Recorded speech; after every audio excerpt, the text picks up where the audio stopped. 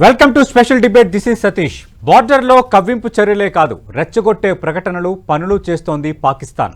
అయితే పాక్కు భారత్ ధీటుగా జవాబిస్తోంది. యుద్ధానికి సిద్ధమంటోంది ఇండియన్ నేవీ. అటు పంజాబ్ సరిహద్దుల్లో రైతుల కోతల పనులకు 48 గంటల డెడ్లైన్ విధించారు. ఈ పరిణామాలన్నీ చూస్తుంటే ఇరు దేశాల తీరు యుద్ధానికి దారితీస్తుందా అనే అనుమానాలు కలుగుతున్నాయి. తాజాగా అమెరికా, చైనా, రష్యా వైఖరి ఏం సూచిస్తోంది? పాక్ వెన్నులో వణుకు మొదలైందా? ప్రజల్లో టెన్షన్ స్టార్ట్ అయిందా? పహల్గామ్ ఘటన తాజా పరిణామాలపై స్పెషల్ డిబేట్లో మాట్లాడబోతున్నాం. చర్చలో పాల్గొంటున్నారు భద్రతా రంగ నిపుణులు, ఎన్ఎస్ఎస్ నేషనల్ సెక్యూరిటీ స్టడీస్ చైర్మన్గా ఉన్న రమేష్ కన్నిగంటి గారు 10 టీవీ స్టూడియోలో. అలాగే మరికాసేపట్లో బయట నుంచి లైవ్లో పాల్గొనబోతున్నారు రిటైర్డ్ ఆర్మీ మేజర్ డాక్టర్ కోత కృష్ణారెడ్డి గారు. రైట్, రమేష్ కన్నిగంటి గారు, గత 5-6 రోజులుగా మనం మాట్లాడుకుంటున్నాం జరుగుతున్న పరిణామాలు, మన వ్యూహం ఎట్లా ఉండాలి వీటన్నిటికి సంబంధించి. అయితే లేటెస్ట్గా రష్యా స్పందన చూసాం, చైనా స్పందన చూసాం, అలాగే ట్రంప్ స్పందన కూడా చూసాం. ఇదొక ఎత్తు. రెండోది, అటు ఇరు దేశాల మధ్య ద్వైపాక్షిక ఒప్పందాల రద్దు విషయంలో రెండు దేశాలు పోటీ పడుతున్న తీరు ఒక ఎత్తు అయితే, అటు రెండు దేశాల తీరు ఇవన్నీ చూస్తున్నప్పుడు ఇంకా యుద్ధ మేఘాలని ఒక కన్క్లూజన్కి వచ్చేవచ్చా, లేదంటే ఇంక స్ట్రాటజిక్గానే కొంత పాకిస్తాన్ భారత్ భయపెడుతుందా? ఓకే, సో సతీష్ సార్, ముఖ్యంగా first phase 1 plan of action ఏ విధంగా ఉండబోతుందంటే, టెర్రరిస్ట్ క్యాంప్స్ని లక్ష్యంగా చేసుకొని పాక్ ఆక్రమిత కాశ్మీర్ని కొడతాం sir.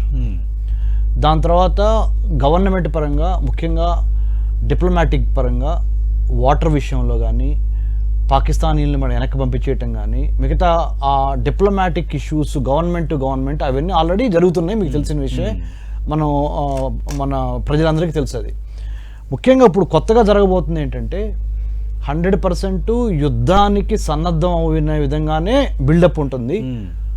Navy, army, air force, రా, IB, BSF, border security force, ITBP అన్ని మన సర్వసేనాలన్నింటినీ ఒక చోటకి తీసుకొచ్చే విధంగానే మనం పనిచేస్తున్నాం. ముఖ్యంగా ఆర్మ్డ్ ఇన్వేజన్తో పాటు ముఖ్యంగా naval blockade, sea ports, Karachi port, Qasim port, Gwadar port, ఈ 3 పోర్టులను కనుక మనం అంటే యుద్ధ ప్రకారంగా కనుక వాటి మీద కనుక మనం కొట్టగలిగితే, that would give lot of damage, that would do lot of damage to the Pakistan in this thing అనమాట.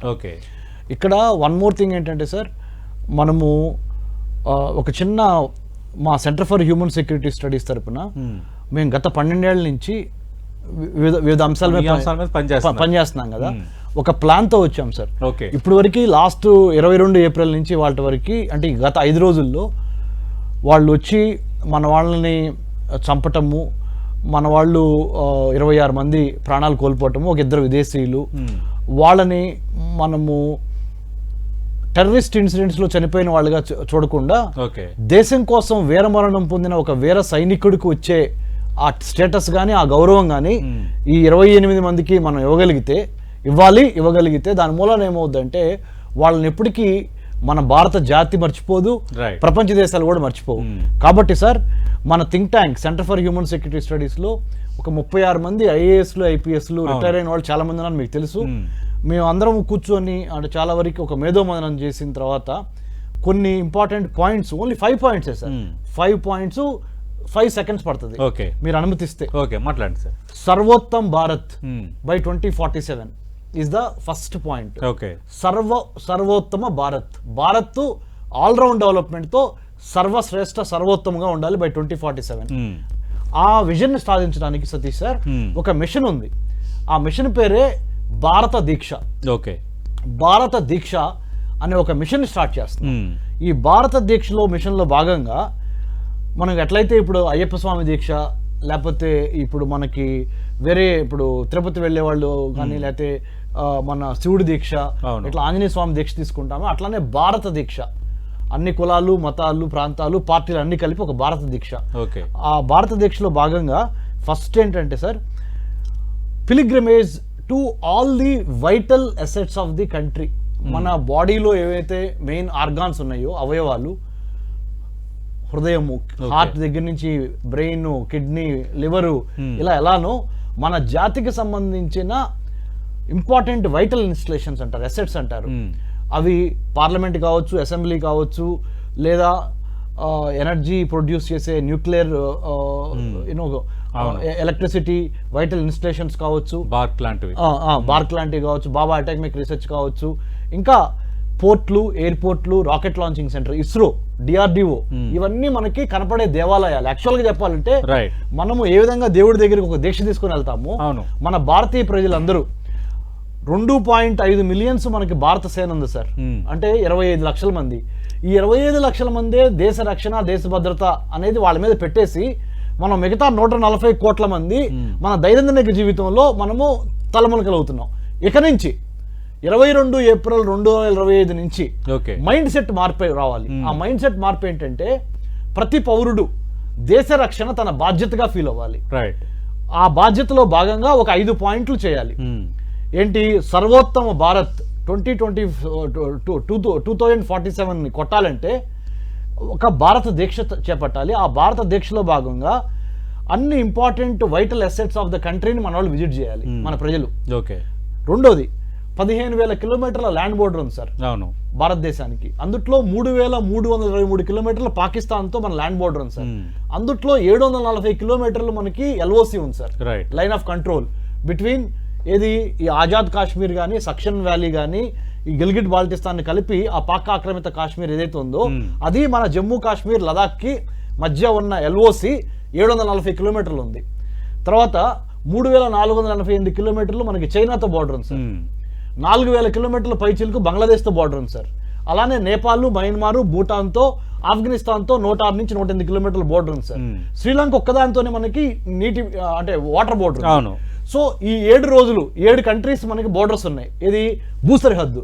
అలానే మన భారతదేశము లో ఉన్న మన భారతీయులు 7 రోజుల పాటు ఒక్కొక్క దేశానికి ఎన్ని వేల కిలోమీటర్లు మనకి భూ బోర్డర్ ఉందో, అంటే ల్యాండ్ బోర్డర్ ఉందో, అన్ని వేల స్టెప్స్ ప్రతిరోజు ఫిట్నెస్ లో భాగంగా పొద్దున్నే లేచి, మీరే ఉన్నారు సార్ సతీష్ సార్, మీరే మార్నింగ్ లేచి 3,323 స్టెప్స్ వేయండి ఇవాళ.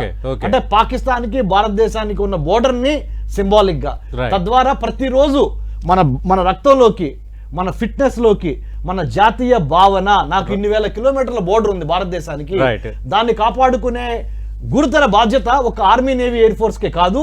వాళ్ళు చేసేది వాళ్ళు అద్భుతంగా చేస్తున్నారు. సిటిజన్ గా మనం కూడా అంటే ఫిట్ ఇండియాలో భాగంగా ఫిజికల్ ఫిట్నెస్ ఇది ఒకటి. ఇంకోటి సార్ ఇంటలెక్చువల్ ఫిట్నెస్ సార్.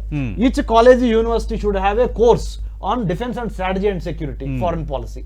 ప్రతి కాలేజ్, ప్రతి యూనివర్సిటీలో irrespective of your BA, BCom, BTech, BSc, you have to undergo a national security studies, strategic studies course.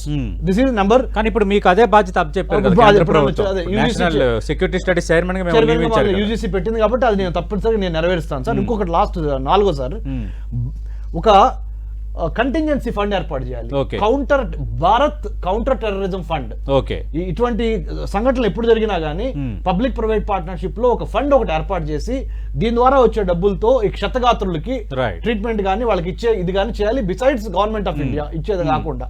Last point sir, unity and డైవర్సిటీని పెంపొందించడానికి, భిన్నత్వంలో ఏకత్వమే భారతదేశం యొక్క గొప్పతనం కాబట్టి బైనాక్యులర్స్ పెట్టుకొని secular, vernacular, multicultural, multi ethnic, multilingual Bharat ని మనం డెవలప్ చేయడానికి బై 2047 ఆ సర్వోత్తమ భారత్ ఏర్పడాలంటే మనము వివిధ జాతుల, భిన్నాల, సంస్కృతుల, మతాల, కులాల అందరినీ మనం బైనాక్యులర్స్ లో చూసి వాళ్ళందరినీ ఒక చోట తీసుకొచ్చి, అంటే సెక్యులర్ భావన పెంచాలి అంటే సెక్యులర్, వర్నాక్యులర్ అంటే లోకల్ భాషలు, secular, vernacular, multicultural, multilingual, multi ethnic society is the bed rock of any future counter terrorism policy. ఇవన్నీ చేయాలనేది చివరి మాట. భారత్ అంటే నేను ఒక డిస్కషన్, ఒక డిఫైన్ చేశాను సార్, BHARAT. భారత్ అంటే అర్థం ఏంటంటే build a harmonious but audacious Raj to advance hour talent, trade, technology, tourism, అన్నిటికీ మించి టెనాసిటీ ఉండాలి. భారత్, BHARAT, భారత్ అంటే అర్థం ఏంటంటే build a harmonious but audacious Raj to advance talent, technology, trade, tourism and tenacity. అంటే బిల్డ్ ఏ హార్మోనియస్ అంటే అందరూ కలిసిమెలిసి ఉండే ఒక చక్కటి వికసిత్ భారత్, సర్వోత్తమ్ భారత్ ప్లస్ అడాషియస్ గా ఉండాలి మళ్ళీ భారత్ లో. Build a harmonious but audacious అంటే ధైర్యం ఉండాలి భారత్ కి.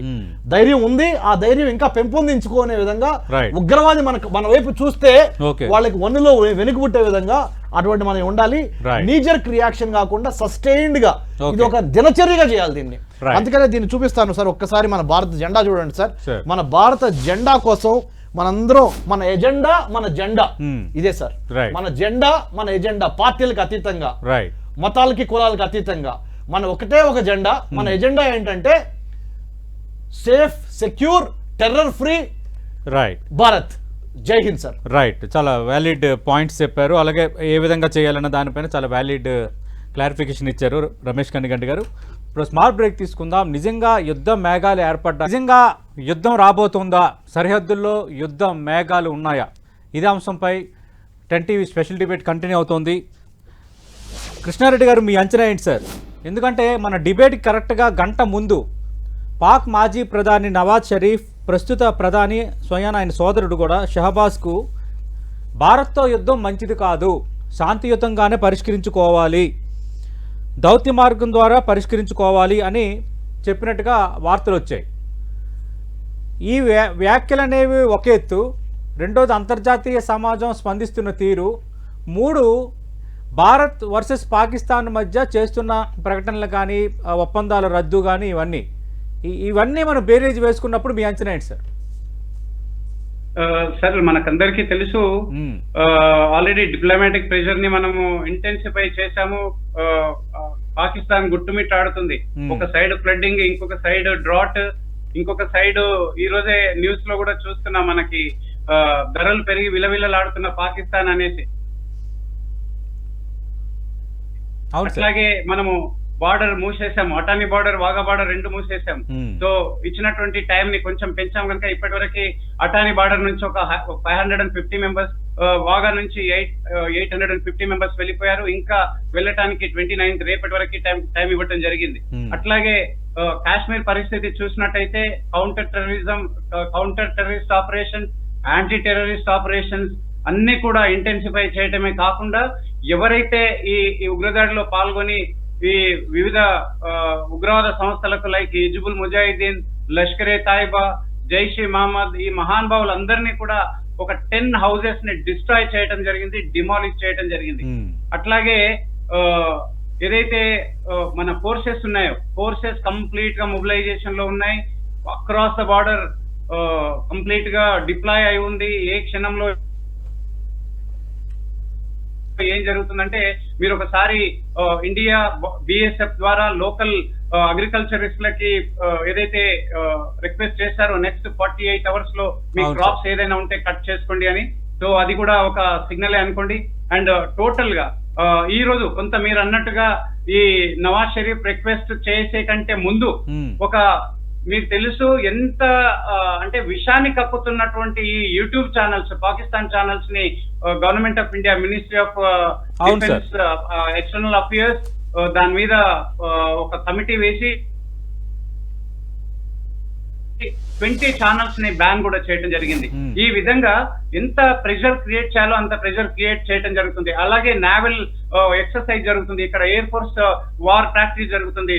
సో ఇవన్నీ కూడా ఒక భయాన్ని క్రియేట్ చేసినటువంటి పరిస్థితుల్లో నవాజ్ షరీఫ్ ఏదైతే ఉన్నాడో, నవాజ్ షరీఫ్ కి మీకు తెలుసు sir already, Nawaz Sharif tension తెలుసు, ఆ ప్రెషర్ తెలుసు. ఎందుకంటే ఓపీ పరాక్రమ్ లో అతను ఉన్నాడు. అవును సార్, సారీ కార్గిల్ టైంలో ఉన్నాడు. కార్గిల్ టైంలో అతను ఉన్నాడు గనక ఆ టెన్షన్ ఎట్లా ఉంటది అనేది యాంటిసిపేట్ చేస్తున్నాడు గనక ఈ రోజు వాళ్ళ బ్రదర్ కి మళ్ళీ చెప్పి బాబు వద్దు, ఇది మంచి పద్ధతి కాదు అనేది చెప్తూ ఉన్నాడు. ఇంకా అలాగే చూసినట్టయితే ఈ రోజు పాకిస్తాన్ పొజిషన్ ఏంటి అని అంటే, ప్రజలందరూ కూడా పాకిస్తాన్ గవర్నమెంట్ ని వేడుకుంటున్నారు సార్. ఏమని అంటే, అయ్యా నువ్వు ఆ ఉగ్రవాదులను ఏదో నువ్వు చూసుకో, మా బ్రతుకులు మమ్మల్ని బ్రతకనివ్వు, నువ్వు ఉగ్రవాదులకు ఎందుకు సపోర్ట్ చేస్తున్నావు అనే అనేక అంటే దేశంలోనే ఒక వ్యతిరేకత అంతర్గతంగా ప్రెషర్ వాళ్ళ మీద వస్తుంది. అట్లాగే అంతర్గత వ్యతిరేకత స్టార్ట్ అయిపోయింది. ఇక పాకిస్తాన్ తెలుసు కదా, ఎప్పుడు కూడా భిక్షాటన అలవాటు. చైనా దగ్గరికి వెళ్ళటము, అట్లాగే రష్యా దగ్గరికి వెళ్ళటం. రష్యా ఎప్పుడైనా ఉంటుందండి అబౌట్ టర్న్ పీచే మూడ్ అని చెప్పి వెనకాల నుంచి ఒక్క లాత కొడుతుంది. అదే చేసింది అది రష్యా.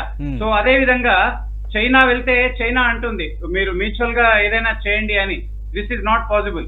అట్లాగే యుఎన్ సెక్యూరిటీ కౌన్సిల్ కి కూడా వెళ్లే ప్రయత్నం చేస్తున్నాడు వీడు, పాకిస్తాన్ ప్రధానమంత్రి.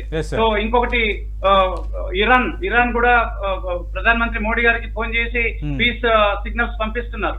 సో ఇవన్నీ కూడా సార్ మనం ఒకసారి వెనక్కి వెళ్లి చూసినట్టయితే 1971 వార్ లో 93,000 ప్రిజనర్ ఆఫ్ వార్స్ ని మనం వాపస్ ఇవ్వకుండా ఉండి ఉంటే, లేదా మనం ఆక్యుపై చేసిన ల్యాండ్ ఇవ్వకుండా ఉండి ఉంటే ఈ రోజు పాకిస్తాన్ ఎలా ఉంటుంది? మనం భారతదేశం పీస్ లవింగ్ కంట్రీ, హ్యుమానిటీతో బ్రతుకుతున్నటువంటిది, ఎథిక్స్ తో బ్రతుకుతున్నటువంటి ఒక ఎగ్జాంపులరీ కంట్రీ కనుక మనం వెనక్కి వచ్చి 1971 లో ఎక్స్క్యూజ్ చేశాము, సిమ్లా అగ్రిమెంట్ చేశాము. ఈ రోజు సిమ్లా అగ్రిమెంట్ ని వాళ్ళు తుంగల్లో తొక్కారు కనుక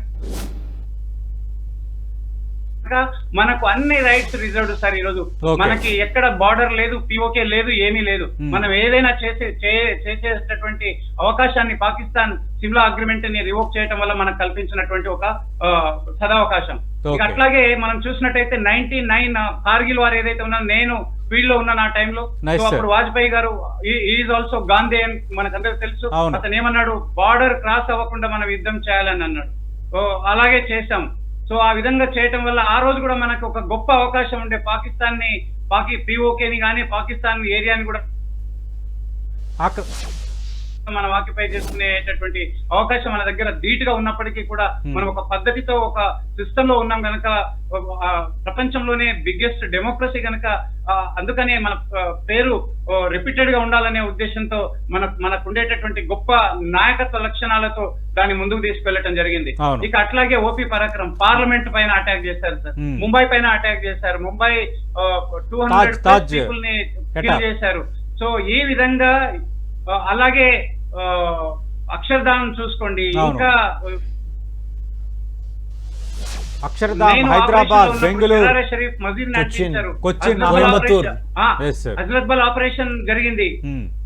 ఈ విధంగా ఎన్ని అఘాతకాలు చేశారు టెర్రరిస్టులు పాకిస్తాన్ సపోర్ట్ తో. అంటే ఇక పైన టోలరెన్స్ లేదు సార్. ఇక పైన వీళ్ళొక మనకు సదావకాశం ఇచ్చినట్టు, అయ్యా ఇక మేము మారేటట్టు లేము, మీరు మమ్మల్ని మార్చేటట్టు ఏదైనా చేయండి అని మనకు ఒక సదావకాశాన్ని వీళ్ళు ఇచ్చారు కనుక ఈసారి మనం ఎవరు ఏం చెప్పినా, ఏ ప్రెజర్ చేసినా కూడా మనం చేయాల్సిందే సార్. ఈ రోజు బార్డర్ లో పరిస్థితి ఏదైతే ఉందో, నేను ఇంతకుముందే చెప్పినట్టుగా mighty air force, mighty navy, all along 3 try forces వారి యొక్క విధుల్లో ఉన్నారు. జస్ట్ ఆర్డర్స్ కోసం వెయిట్ చేస్తున్నారు, ప్రిపరేషన్ లో ఉన్నారు. సో మల్టిపుల్ ప్లానింగ్స్ లో ఉన్నారు. ఇప్పుడు వాతావరణం చూస్తుంటే మేము యుద్ధానికి సిద్ధమే అని సంకేతాలు పంపించడమా, మేము సిద్ధమే అని రెడీ అయిపోవడమా? సార్ మనము ఆల్రెడీ డిసైడ్ అయ్యాం సార్. ప్రధాని గారు నిన్న మన్ కీ బాత్ లో కూడా చెప్పారు, మేము ఆన్సర్ ఇవ్వాల్సిందే, ఆన్సర్ చెప్పాల్సిందే. ఎవరైతే చనిపోయారో వాళ్ళ ఆత్మకి శాంతి కలిగించాలి అని అంటే మనం ఏదైతే అనుకుంటున్నామో మన దృఢ సంకల్పాన్ని ముందుకు తీసుకెళ్లాల్సినటువంటి అవసరం ఉంది. సో కనుకనే ఈ కార్యక్రమాన్ని మనం ముందుకు తీసుకెళ్తున్నాం. ఇక్కడ ఎవరు ఏం చెప్పినా కూడా ఆపేటటువంటి పరిస్థితి లేదు. ప్రపంచ దేశాలన్నీ కూడా మన వెంబడి ఉన్నాయి. మనం ఏమి యాక్షన్ తీసుకున్నా కూడా. ఇంకొకటి మీకు చెప్పటము మిస్ అయింది, ఇక్కడ ఉన్న మహానుభావులు ఎవరైతే ఉన్నారో terrorist leaders, Jaish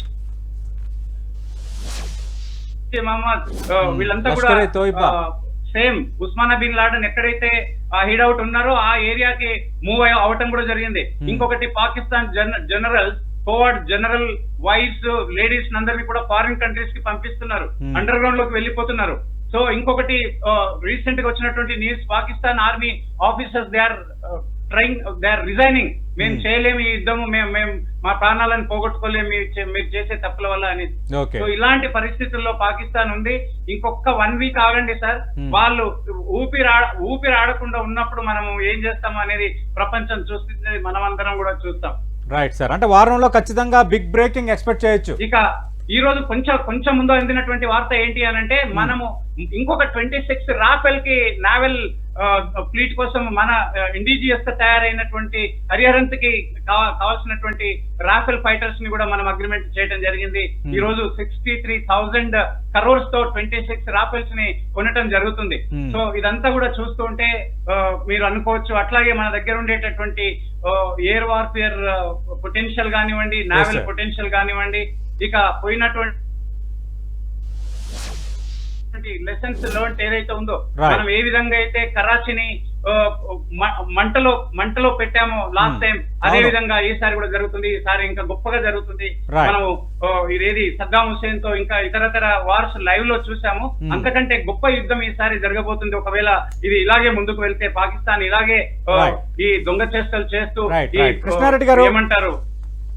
right, Krishna గారు లైవ్ లోనే ఉండండి, రమేష్ గారి గారు లైవ్ లో ఉండండి. విశేష ప్రాధాన్యత దృష్ట్యా మరో 15 నిమిషాలు డిబేట్ ని మనం ఎక్స్టెండ్ చేస్తున్నాము. ప్రస్తుతం ఉన్న వాతావరణం చూస్తుంటే వారంలో బిగ్ బ్రేకింగ్ చూడబోతున్నామని రిటైర్డ్ ఆర్మీ ఉన్నతాధికారి కృష్ణారెడ్డి గారు చెప్తున్నారు. అలాగే మన భారతీయులకు మనం ఏం చేయాలి అన్న దానిపైన రమేష్ కండిగంటి గారు ఇచ్చిన ఆపరేషన్ చూసాం. అటు 5 ఇష్యూస్ నేపథ్యంలో ఆయన చెప్పిన అంశాలు కూడా చూసాం.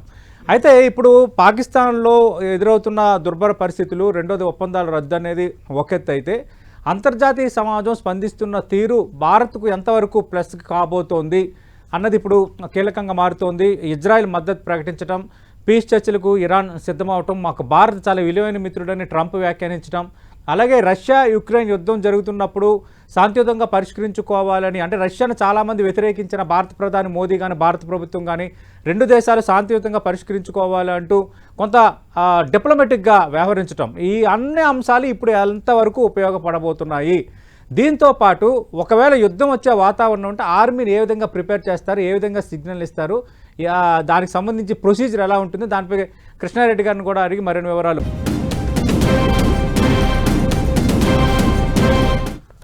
భారత్ పాక్ సరిహద్దుల్లో యుద్ధ మేఘాలు, ఇదే అంశంపై స్పెషల్ డిబేట్ 10 టీవీలో కంటిన్యూ అవుతుంది. రమేష్ కండిగంటి గారు మీరు చాలా అంశాలు చెప్పారు. అలాగే కృష్ణారెడ్డి గారు, అంటే ప్రస్తుతం ఉన్న పరిస్థితులు ఏంటి, పాకిస్తాన్లో ఎంత వణుకుతోంది, అలాగే పాకిస్తాన్లో అంతర్గతంగా పరిస్థితులు ఏంటి, అక్కడున్న ఆర్మీలో నిశ్చేదం ఏంటి, అలాగే పాకిస్తాన్కు చుట్టుపక్కల చుట్టుముడుతున్న సమస్యలు ఏంటి అన్నది చక్కగా వివరించారు. ఒక వారంలో బ్రేకింగ్ న్యూస్ వినబోతున్నామని అంటున్నారు. ఈరోజు రఫేల్ యుద్ధ విమానాలకు సంబంధించి భారత్ ప్యారిస్తో జరిగిన ఒప్పందం సంబంధించి కూడా ఈ సమయంలో ఖచ్చితంగా అది అండర్లైన్గానే మనం చూడాలి. ఏం చెప్తారు? ముఖ్యంగా శాస్త్ర సాంకేతిక రంగాలన్నింటినీ కలబోసి యుద్ధానికి సంసిద్ధము మనం మానసికంగా అవ్వాలి. ఎందుకంటే టెర్రరిస్టులు చచ్చిపోతూ ఉంటారు, కానీ టెర్రరిజం అంతమొందించాలి. Terrorist can be killed, but terrorism is a mindset that has to be eliminated and exterminated from the root causes. అంటే కూకుటి వేళ్లతో సహా ఉగ్రవాదాన్ని పెకిలించాలి అంటే జాతి మొత్తం, మన జెండా ఒక జెండా, మన ఎజెండా ఒకటే, జాతీయ భద్రత, జాతీయ రక్షణ అనేది మనం ఎట్లయితే శ్వాస తీసుకుంటున్నామో అదే విధంగా the way that we have been taking oxygen to live, same way this has to be our agenda to protect our country. 15,000 kilometers of land borders, 11,098 kilometers of coastal borders India has, 9 coastal states and 4 union territories put together. 2 కోట్ల మంది, there are more than 2 lakh fishing community that also can be included in the protection of our sea coast and our coastal and maritime space. Especially they are the eyes and ears of the sea. చేపలు పట్టే వాళ్ళు గంగపుత్రులు, సముద్రం యొక్క కళ్ళు చెవులు, వాళ్ళను కూడా జాతీయ రక్షణలో మమైకం చేయటం ద్వారా 2 కోట్ల మంది మీరు జాతీయ భద్రతలో మమైకం అవుతారు. అలానే ప్రతి యూనివర్సిటీలో, ప్రతి కాలేజీలో జాతీయ భద్రత, జాతీయ రక్షణ మీద, irrespective of your BTech, BA, BCom, media, whatever it is, you have to study national security, geopolitics and foreign affairs, including artificial intelligence, machine learning, to defeat our enemy countries and terrorist groups. ఇవన్నీ మార్పులు వచ్చి final గా sir Satish sir, Hindu, ముస్లిం, ఇసయ, Jain, sick, Parsi అందరం కలిస్తేనే మన యొక్క గొప్ప విజయం సాధించడానికి అవకాశం ఉంటుంది. One agenda, one nation, that is one irrespective of political parties, across the caste, creed, religion, no other political parties, only one party, interest of the nation. National Right. Will మీరు అన్నట్టు అందరికి అది కర్తవ్యం కావాలి, Absolutely అందరికీ అది it has to be. కర్తవ్యం కావాలి, On war విధిగా footing. బాధ్యత కావాలి, దీనికి బాధ్యత కావాలి. విధిగా బాధ్యత కావాలి. అయితే ఇప్పుడు నా క్వశ్చన్ ఏంటంటే ద్వైపాక్షిక పరంగా నా క్వశ్చన్ ఏంటంటే ఎస్ సార్. ట్రంప్ నిన్న రెస్పాండ్ అయిన తీరు చూసాం, అలాగే చైనా రష్యాను పాకిస్తాన్ అప్రోచ్ అయింది. పాకిస్తాన్లో ఆర్థిక పరిస్థితులు బాగోలేవు కాబట్టి చైనా సహాయం చేయడానికి ఉపక్రమిస్తుందన్న వార్తలు ఈరోజు మనం చూస్తున్నాం. బట్ ఇరాన్ సమస్య పరిష్కరించుకోవాలని సూచిస్తుంది, ఇజ్రాయెల్ మనకు మద్దతుగా ఉంది, ప్యారిస్ మనకు మద్దతుగా ఉంది. అంటే అమెరికా లాంటి అగ్రరాజ్యాలతో పాటు యూరోపియన్ కంట్రీలో కూడా కొన్ని కంట్రీస్ మనకు మద్దతుగా ఉన్నాయి. అలాగే మనం సౌదీ అరేబియా కానీ ఆ బెల్ట్లో ఉన్న కొన్ని కూడా ఉన్నాయి. అంటే ఇవన్నీ ఎలా చూడాలి? ప్రధానంగా చైనా, అమెరికా, రష్యా వాళ్ళ తీరు ఈ 3 రోజుల్లో వాళ్ళ ప్రకటనలు కానీ వాళ్ళు ద్వైపాక్షికంగా వ్యవహరిస్తున్న తీరు కానీ చూస్తున్నప్పుడు మనం ఏమని అంచనా వేసుకోవచ్చు? Simple and straight sir. ఈసారి ఉగ్రవాదానికి ఏదో ఒక విధంగా ఎక్స్క్యూజ్ చెప్పే అవకాశం అసలు లేదు. మొత్తం తేటతెల్లమైంది. It is very clear that the lunatics, the fundamentals have taken using violence as a tool to achieve their religious ends. అలాంటి వాళ్ళని చంపమని చాలా Islamic countries are in support of India, because in support of Bharat, because we are doing the right thing. Because అసలు పాకిస్తాన్ లో చూడండి sir, Pakistan లోనే ఎన్నో వేల మంది, లక్షల మంది పాకిస్తానీ సివిల్ సొసైటీ, సాధారణ పౌరులను కూడా చంపింది ఎవరు? టెర్రరిస్ట్ గ్రూప్సే. అవును. ఆఫ్ఘనిస్తాన్ లో కూడా అంతే, ఇరాక్ లో కూడా అంతే. సో ఇప్పుడు ప్రపంచంలో ఉన్న ఇస్లామిక్ పీపుల్ అందరూ they have united and supporting humanism, not terrorism. Hindus, Muslims, Christians, Jewish people, and you name Parsi, Sikh, whoever it is, they're all coming to protect humanism. The era of communism, capitalism and other forms of Fabianism, guild socialism or communalism, all these isms have gone.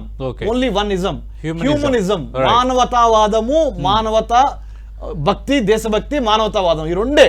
Humanity is the most important thing, so that we are going in the direction. Right. Krishna Reddy గారు, మామూలుగా అంటే ఎప్పుడైనా ఒక యుద్ధం జరిగే వాతావరణం ఉండేటప్పుడు ఆర్మీని ఏ విధంగా ప్రిపేర్ చేస్తారు? అంటే మీకు ఏ విధంగా సిగ్నల్స్ వస్తాయి? అంటే సంకేతాలు ఏంటి? ఎక్స్క్లూజివ్లీ అంటే మీరు ఒక టీమ్స్గా ఉంటారు కదా, మీకు ఎలాంటి సంకేతాలు వస్తాయి సార్? ఫస్ట్ ఎలాంటి సంకేతాలు బట్టి యుద్ధానికి సిద్ధమవుతున్నారని ఒక అంచనాకు రావచ్చు? సార్ మీకు తెలుసు, ఇండియన్ ఆర్మడ్ ఫోర్సెస్ లో ఉండేటటువంటి ప్రాపర్ ఛానల్ ఏదైతే ఉందో, మనకి ప్రెసిడెంట్ ఆఫ్ ఇండియా అంటే president of India armed forces కి హెడ్ గనక ఆర్డర్స్ అఫీషియల్ అక్కడి నుంచి ఉంటాయి, కానీ ప్రైమ్ మినిస్టర్ డైరెక్షన్ తో చీఫ్స్ కి వస్తుంది ఇన్ఫర్మేషన్. చీఫ్స్ కి వచ్చిన తర్వాత కమాండర్స్ కి, ఆ తర్వాత ఆర్మీ కమాండర్స్ కి వస్తుంది. ఆర్మీ కమాండర్స్ తర్వాత ఏరియా కమాండర్స్, బ్రిగేడ్ కమాండర్స్ కి వచ్చి బెటాలియన్స్ కి వస్తుంది. ఇదంతా తక్కువ సమయంలోనే సైమల్టేనియస్ గా వచ్చేస్తున్నటువంటి ఇన్ఫర్మేషన్.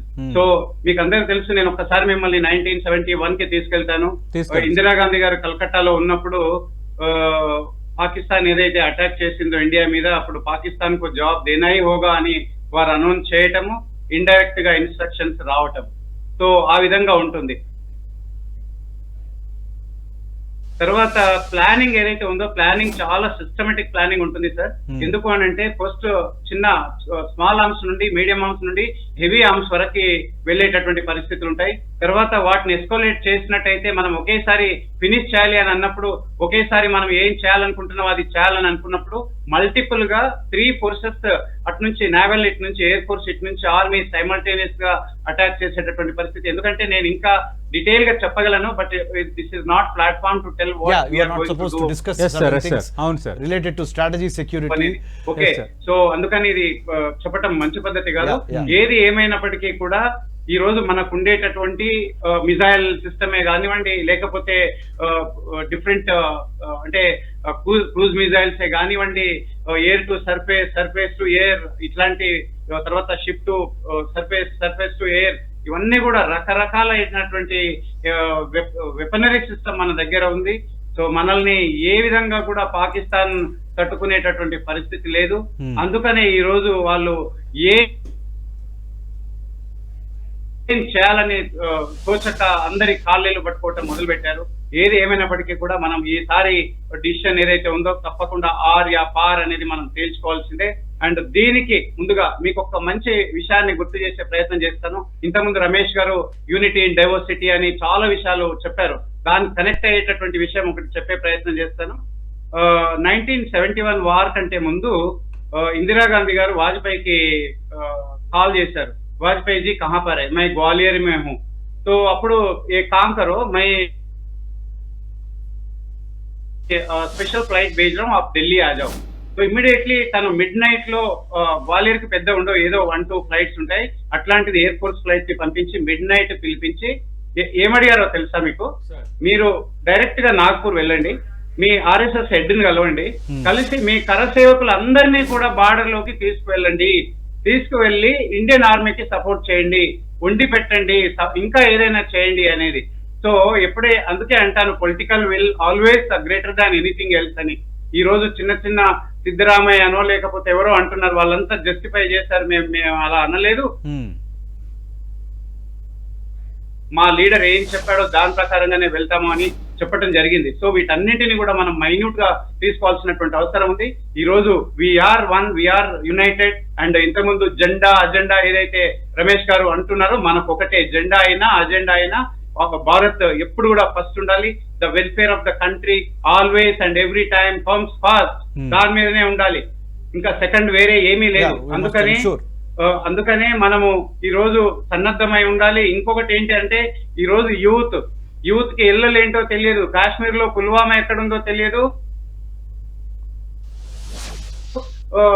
శ్రీనగర్ ఎక్కడుందో తెలియదు. అలాంటి సిచ్యువేషన్ లో మనం అప్రమత్తత చేయాలి. అందరూ వార్ జరుగుతున్నప్పుడు మనం అంతా నిద్రపోకుండా మనం ఏం చేయాలో, మన విద్యుత్ ధర్మాన్ని డైరెక్ట్ గా ఇండైరెక్ట్ గా మోరల్ సపోర్ట్ ఇవ్వాల్సినటువంటి అవసరం ఉంది ఆర్మీ ఫోర్సెస్ కి, అట్లాగే డిఫెన్స్ కి, గవర్నమెంట్ కి. ఇంతకుముందు రమేష్ గారు అన్నట్టుగా నిధి ఏదైతే ఉందో, మన నిధి ఎలా వెళ్ళాలి అని అంటే, రేపు వార్ లో ఏదైనా జరిగి ఒక జవాన్ ఏదైనా అయ్యింది అని అనుకోండి, వాళ్ళని లైఫ్ లాంగ్ వాళ్ళని చూసుకునే రకంగా ఉండాలి.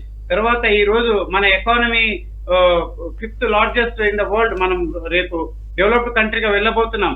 మనకి వార్ చేసినా వారు చేయకపోయినా కొంత నష్టం అయినప్పటికీ కూడా మన దగ్గర ఉండేటటువంటి ఉన్న వాళ్ళు లేని వాళ్ళకి పంచి పెట్టడంతో పాటుగా ఇండియన్ డిఫెన్స్ కి సపోర్ట్ చేసినట్టయితే, ఇండియన్ గవర్నమెంట్ కి సపోర్ట్ చేసినట్టయితే మంచిదే ఉండదు. డెఫినెట్ గా ఈ మోటివేషన్ ని మనం ముందు డెఫినెట్లీ సార్ అందరూ విధిగా సిద్ధంగా ఉండాలి అన్నది కృష్ణారెడ్డి గారు చెప్తోంది. లాస్ట్ మాట, అలాగే భారతీయులుగా మన బాధ్యత ఏంటనేది మీరు వివరిస్తున్నారు మనకి. లాస్ట్ మాట సార్, ఒక్క సెకండ్ లో please. Let's plan, let's prepare, let's perspire to make this country great. And this country has the unique opportunity to take care of Indian Ocean, and also the leader in the Committee of Nations, sir. Yes, sir. So we have to protect our land borders, our coastal borders. It is possible when civil society, military, army, navy, and everybody comes together. Definitely. So Jai Hind, sir. Jai Hind. Right. Thank you, Ramesh Kanni garu. Thank you. Jai Bharat, Vande Mataram. Jai Bharat, sir. Jai Hind, sir. Thank you, Krishna Reddy garu. Idi Bharat Pakistan సరిహద్దుల్లో యుద్ధ మేఘాలపై 10 TV special debate.